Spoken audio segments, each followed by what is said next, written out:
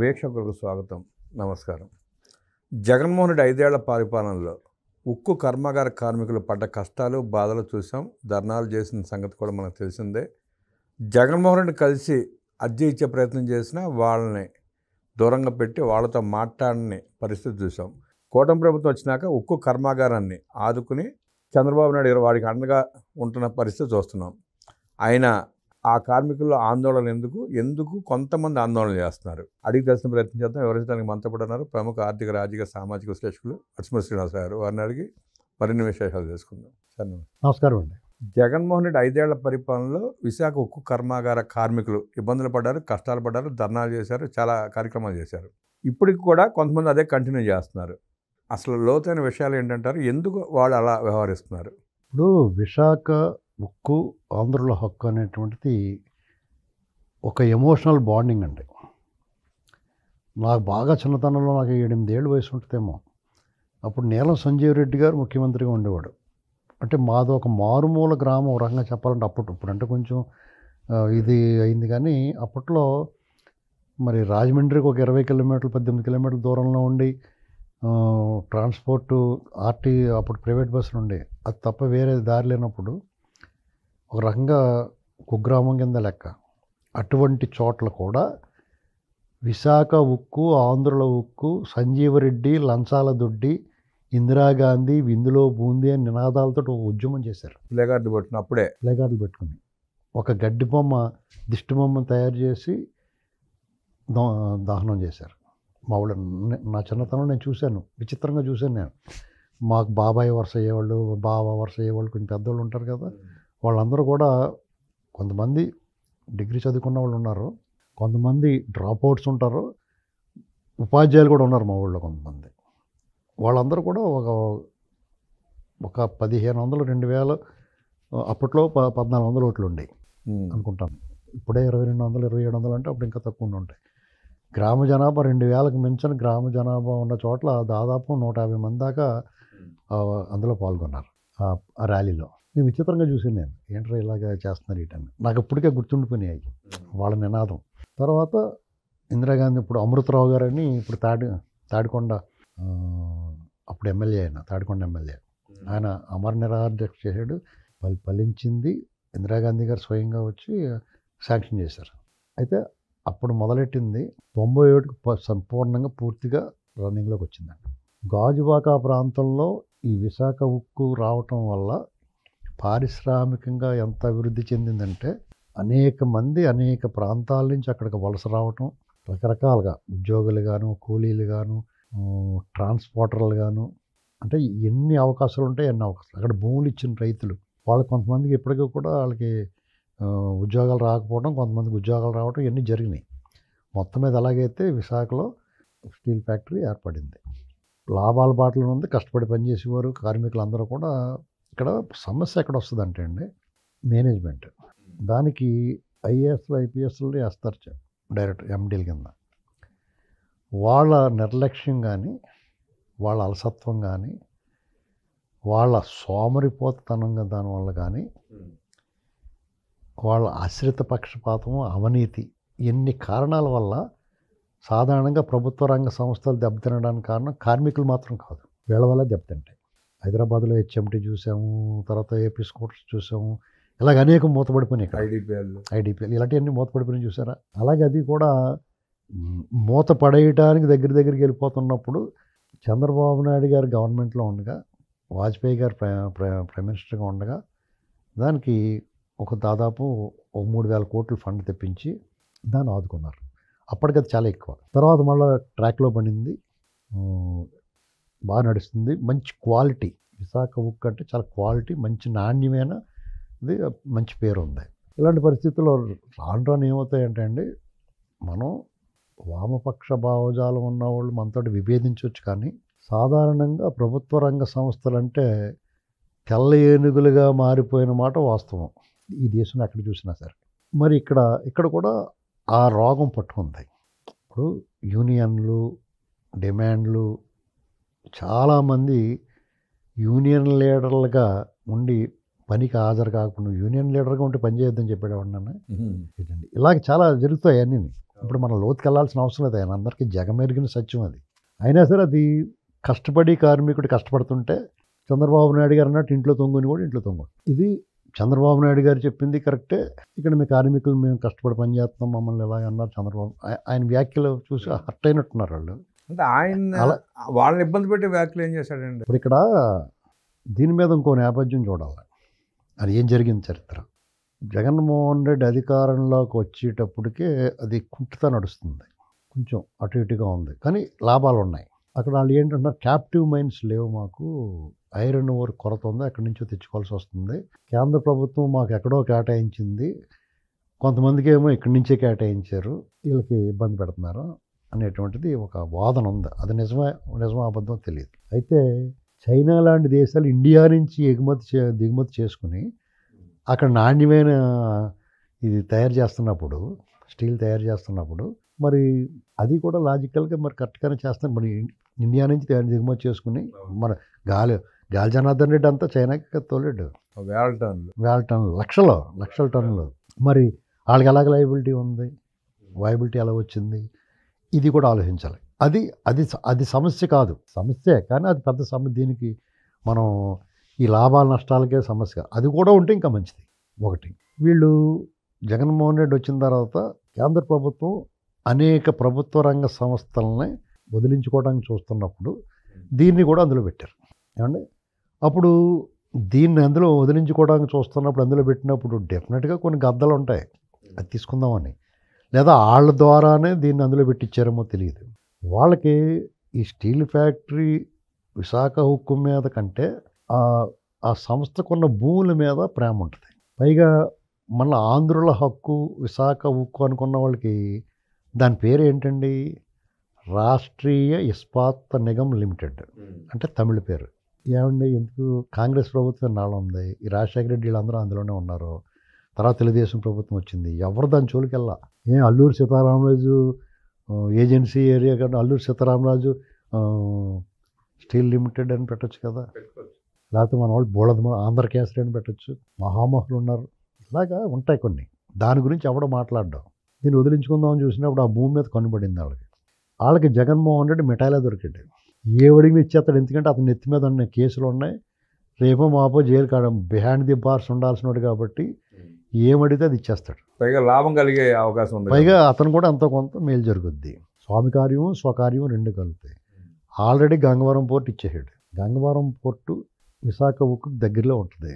వీళ్ళు ఎగుమతి చేసుకోవాలన్నా ఏదైనా దిగుమతి చేసుకోవాలన్నా వాళ్ళకి అందుబాటులో ఉన్న పోర్టు. అది ప్రైవేట్ వాళ్ళకి అది అమ్మేయటం కరెక్టా, అదానియా లేకపోతే అమ్మని ఎవడన్నా కానివ్వండి, ఇతను అమ్మేసాడు లేదా, ఓ సంవత్సరం 2 సంవత్సరాలు ఆగితే అది ప్రభుత్వానికి చెందుతుంది కదా. దాని గురించి మనం మాట్లాడాం, కానీ అతను నిలదీసేయాలి కదా. అసలు నువ్వు మాట్లాడడానికి ఒక్కలేదు, ముయ్యినోరు అనాలి మనం.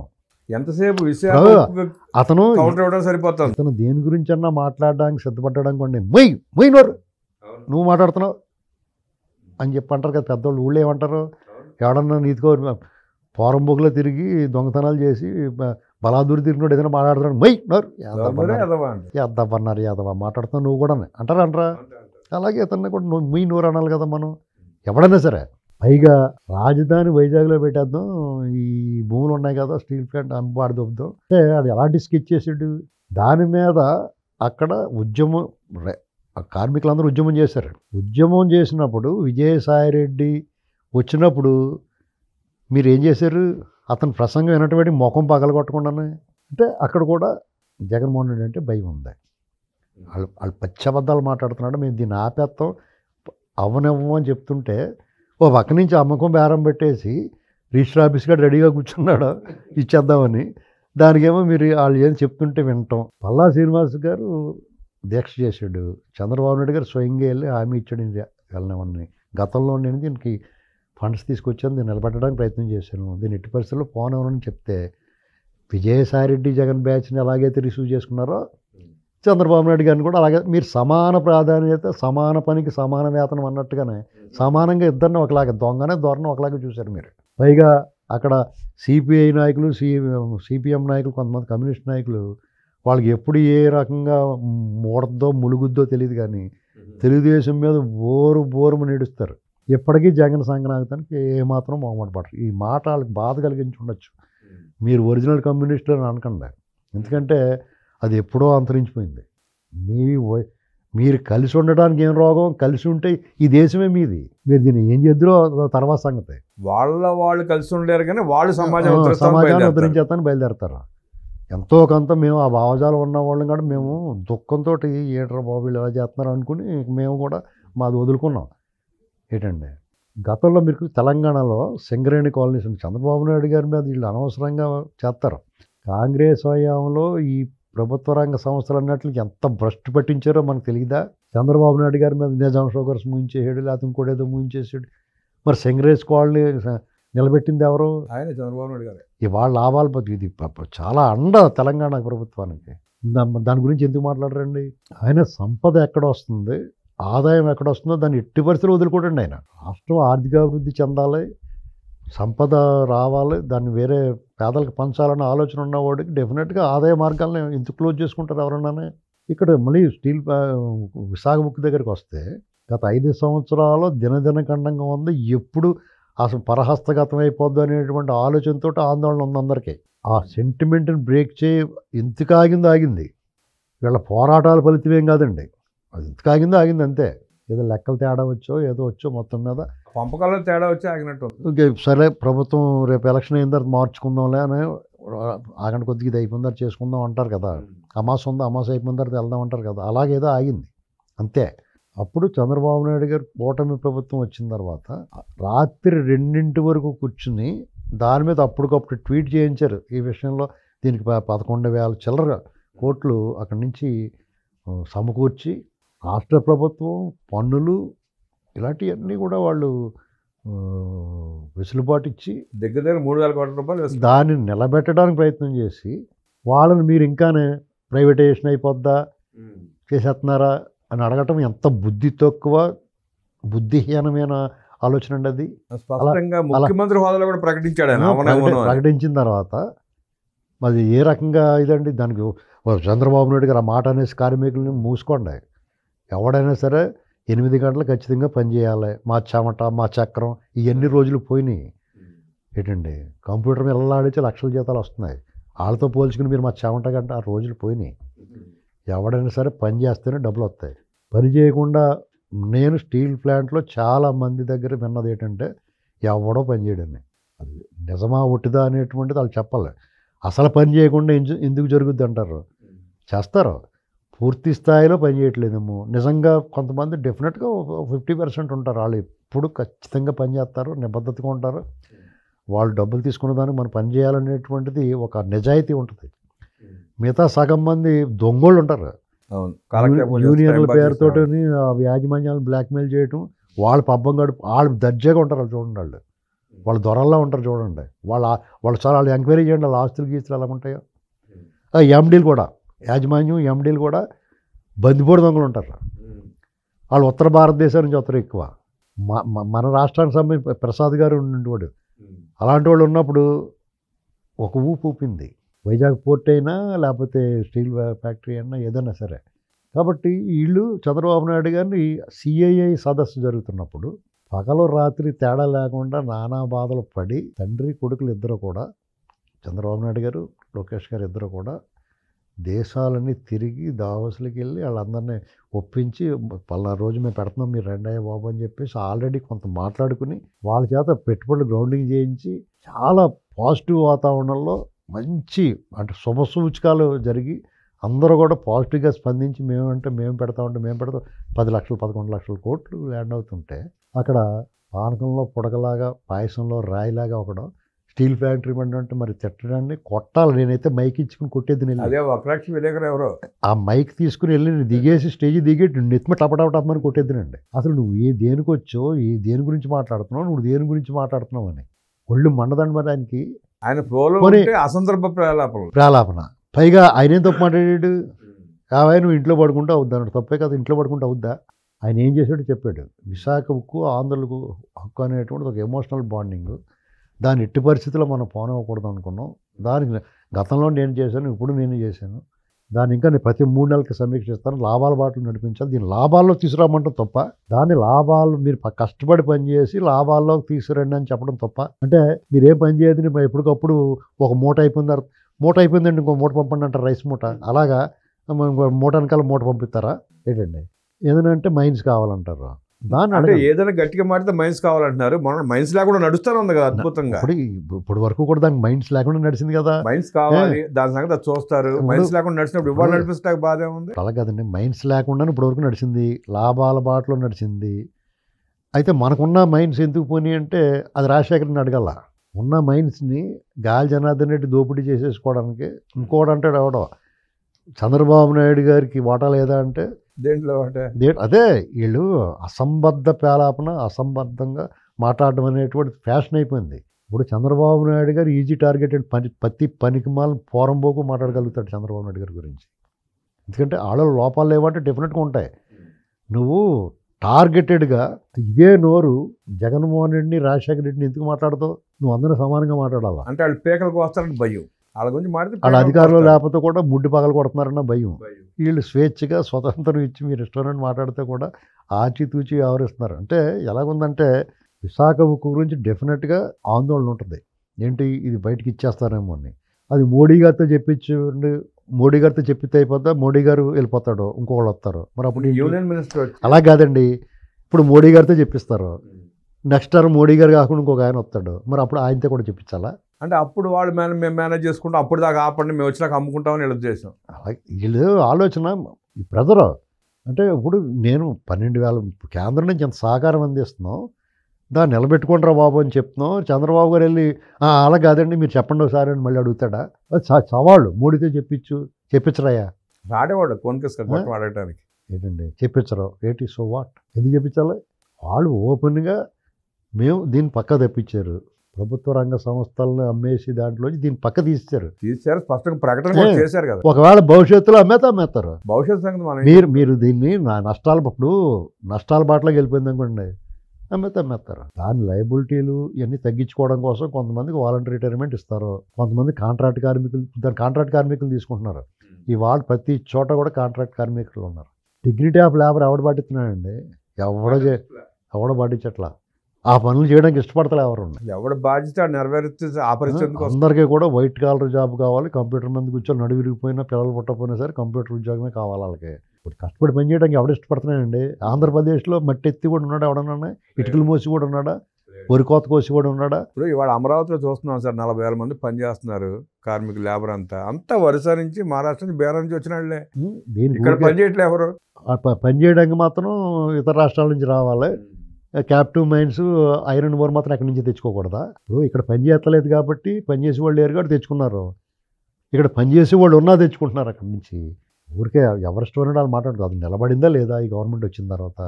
అదే జగన్ మళ్ళీ వచ్చి ఉంటే ఈ వాటికి అక్కడ మొత్తం అన్ని స్క్రాప్ అమ్మేసుకున్న భూమి అంతా తీసేసుకునే వాళ్ళు అక్కడ ఏదో పెట్టుకుంటారు వాళ్ళు. ఆ ఫర్నేస్ లో స్క్రాప్లు అమ్మేసుకుని దొంగతనం కూడా అమ్మేసుకునేవాడే. అంత దారుణంగా. ఇప్పుడు ఏదన్నా చిత్తశుద్ధి ఉందా లేదా, వాళ్ళు దీన్ని ఆపేడే లేదా? స్వయంగా ఆయన కుమారస్వామి గారు వచ్చి చెప్పాడు, ఒక కేంద్ర మంత్రి వచ్చి చెప్పిన తర్వాత కూడా ఈయన కాదు వీళ్ళు తాత చెప్పాలి, లేదా రాజశేఖర రెడ్డి చెప్పించాను పైనుంచి. జగన్మోహన్ రెడ్డితో మాట్లాడుతుంటాడు కదా రాత్రుళ్ళు. ఏంటండి ఇది జగన్మోహన్ రెడ్డి గాలిలో చూసి మాట్లాడుతుంటాడు, మనం ఏమనుకుంటాం ఇది పిచ్చోడు అనుకుంటాం. కాదండి, వాళ్ళ ఆంతో మాట్లాడుతూ ఉంటాడు, ఆత్మతో మాట్లాడుతూ ఉంటాడు. వీళ్ళు ఎలా తయారైందంటే ఆంధ్రప్రదేశ్లో దరిద్రంగా ఉందండి పరిస్థితి. మళ్ళాడు వాళ్ళు ఏమన్నా దీన్ని సమర్థిస్తే మాత్రం మీ భజన బొక్క అని మాట్లాడతారు. భజనే నిజం చెప్తే భజన, అబద్ధం చెప్తే వాళ్ళు గొప్ప. దానికి విమర్శ ఈజీగా ఉంటుంది, విమర్శ చేయటం ఏమన్నా చేయొచ్చు. చంద్రబాబు నాయుడు గారు తల సరిగ్గా దూకోలేదు, లోకేష్ టచ్ చేసుకోలేదు, ఇవన్నీ మాట్లాడచ్చు. ఏముంది పెద్ద విశేషం ఉంది? ఆ ఏడుపు మొహం వాళ్ళు మాత్రం ఏమన్నా అంటానికి మాత్రం ఉత్సాహ పేడ బందీ. మీలాంటి లేదన్నా కరెక్ట్గా సమాధానం చెప్తే దానికి మీకు సమాధానం చెప్పలేక వాళ్ళ దగ్గర జవాబు లేక చంద్రబాబు పేరు ఎత్తి చంద్రబాబు అది ఇది అంటారు అంతే. ఆ తాత్కాలికం తప్పించుకోవడానికి ఆయన పేరు ఎత్తారు. మీకు ఇక్కడ ఆయన ఏం తప్పు మాట్లాడాడు? మీరు పని చేయండి బాబు అన్నాడు. అది కొంచెం కటువుగా చెప్పండి, ఖచ్చితంగా కటువుగా చెప్తాడు, ముద్దెట్టుకుంటారు. లేకపోతే బాధ్యతాయుతంగా కష్టపడి అందరూ పని చేయకపోతే అది ఒక వైట్ ఎలిఫెంట్ అవుద్ది అన్నాడు అంతే. ఆయన అందే వైట్ ఎలిఫెంట్లు ఎన్నాళ్ళు మోయమంటారని అడిగాడు. మీరు మోస్తారా? ఇప్పుడు మీకు చాలా మందికి వ్యాపారాలు ఉంటాయి. ఒక ఎద్దులాటోడు ఏం పని చేయనంటే ఇక్కడ కూర్చొని ఉంటాను రోజు జీతం ఇమ్మంటే ఇస్తారు. మీరు ఎలా మాట్లాడిన వాళ్ళకి ఒక ఇల్లు ఉంటుంది కదా, ఆ ఇంట్లో పని మనిషి ఉంటుంది కదా, రోజు పొద్దున్న వచ్చేసి ఇలా బాసిపెట్లు వేసి కూర్చుంటాను, పొద్దున్న టిఫిన్ లంచ్ డిన్నర్ ఇచ్చేసేయండి, కాఫీ ఇవ్వాలి, మధ్యాహ్నం స్నాక్స్ పెట్టాలి నాకు అని చెప్తే నువ్వు జీతం ఇచ్చి పంపిస్తావా? అక్కడ మళ్ళీ అక్కడే మళ్ళీ పైసా పోకూడదు. అక్కడ నుంచి సోపాల మూలలో అక్కడ తూడు ఇక్కడ తూడు అని చెప్తావు పని మళ్ళీని. ఏంటండి అక్కడ మట్టి ఉంది ఇక్కడ మట్టి ఉంది, ఖాళీగా కూర్చుంటే చూడలేక ఆ కిటికీ ఊసలు తూడు అంటారు, దుమ్మట్టేసిందని వీళ్ళు చెప్తారు. అదొక వాళ్ళు వచ్చి అక్కడ మాత్రం ఏమైనా కానీ చంద్రబాబు నాయుడు గారి గవర్నమెంటు ఆయన ఆంధ్రప్రదేశ్కి గత ప్రభుత్వాల కంటే బెటర్గా ఉంది. ఈ రాష్ట్రాన్ని అభివృద్ధి పదంలో వెళ్తాడు. ఏదైనా చిన్న చిన్న మిస్టేక్లు ఉన్నా కానీ మూసు కూర్చోవాల్సిందే. నోరిప్పితే మర్యాద పోద్దాడు. జనమే చీ అంటారు. కొన్ని భరించాలా, ఒకటి కావాలంటే ఒకటి వదులుకోవాలా. మీకు ఒకటి కాదు, ఇక్కడ 100 వస్తున్నప్పుడు ఓ 2 వదులుకోలేరా? మీరు మూసుకుని కూర్చోలేరా? అందుకనే మూసుకు కూర్చోమని చెప్తున్నాను. విశాఖ ఉక్కు కోసం చంద్రబాబు నాయుడు గారు అంత పాటుపడి దాన్ని దశ మార్చి అభివృద్ధి పాదం నడిపిస్తూ ఉంటే అవాకులు చవాకులు పేలుతున్న వాళ్ళకి తాట తీసేలా సమాధానం చెప్పిన అడిసిమిల్లి గారికి ధన్యవాదాలు తెలియజేస్తూ నమస్కారం.